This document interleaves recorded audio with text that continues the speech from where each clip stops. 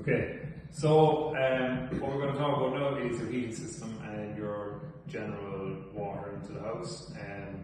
So for the heating, downstairs you have underfloor heating, and upstairs you have your radiators. So what we always recommend with air to water systems is just use the thermostats to do any adjustments to heating. So wind up to whatever desired temperature you want in the room.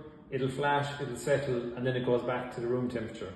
So with air to water, generally it takes maybe 24 hours for a room to get fully up to speed.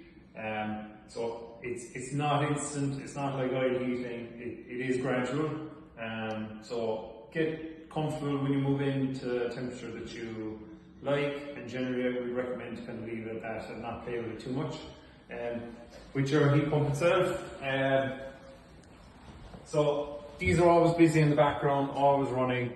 We generally just say to leave these alone. So when you press the home screen, what you'll see is it'll come up.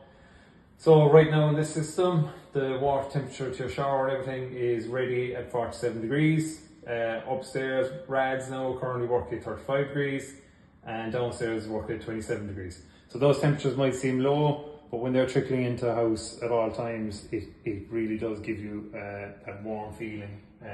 But it is gradual. It's not like oil, it's not like gas. It does just do the business in the background.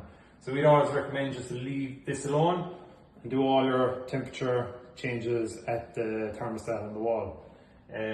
So what we do have, if you are getting any work done in the house, so we have all the valves labelled. If you want to remove this, put it somewhere that you can find it again, and you have your associated keyrings in your system, labelling all your valves. So again, we just make sure you leave any tampering with them. If you're removing rads or anything for fit outs, it's someone qualified, and they're the only ones that touches those valves. The only valve that, God forbid, if you did have an issue in your house that you should be touching, so under the sink, there's a valve at the back here that turns off your main water in to the house. And then what we do recommend is going to your aqua box under the stairs and just turn that off. So that stops the aqua box boosting pressure around the house, and you can fix whatever you need to fix if you need to.